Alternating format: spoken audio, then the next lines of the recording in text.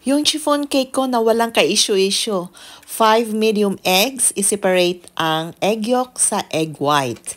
Tapos yung egg whites, dagdagan mo ng 1/2 teaspoon cream of tartar. Ibit ito hanggang sa maging foamy.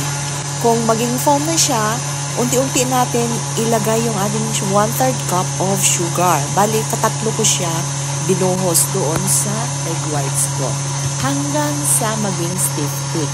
Kung wala kayong stand mixer, pwede na rin yung hand mixer. Basta maging stiff thick lang yung inyong egg whites. Kagaya nito.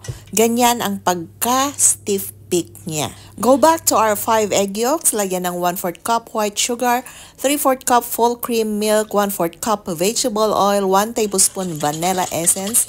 Tapos haluin lang ito. Pagkatapos niyan, dagdagan natin ng 1/2 teaspoon salt. Haluin natin at mag-strain tayo ng 1 cup plain flour, 2 tablespoon corn flour or cornstarch, 1 teaspoon baking powder. Tapos, isala lang natin ito para walang maging buo-buo. I-mix natin mabuti hanggang sa ma-well incorporate lahat ng ingredients. Pagkatapos niyan, dahan-dahan na natin ilagay yung ating meringue. So, sa meringue natin, kadalawa ko siya hinati at dahan-dahan lang natin i-fold. Bali, folding method yung ating pag-mix dyan. Huwag masyadong mabilis ang ating pag-fold. Idagdag na natin ang ating last part ng ating meringue. Ihalo natin ito hanggang sa maging even na yung kulay niya.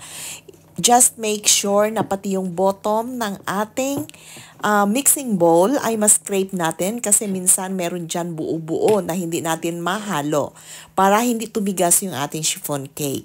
So, meron akong square pan na na-prepare. Diyan ko lang siya iluluto dahil gagawin ko ito ng yema cake. Kapag round pan naman ang gagamitin nyo, tamang-tama yan siya sa 8 inches by 30. So, ibibake na natin sa preheated oven na 175 degrees Celsius at 45 minutes or until the toothpick na i-insert mo will comes out clean. So, yan na po ang ating chiffon cake. Super lambot talaga siya na walang ka-issue-issue talaga. Baka gusto nyo i-try, sundin nyo lang kung ano yung ginawa ko. Next video natin kung paano ko siya ginawa ng yema cake. Super sarap talaga.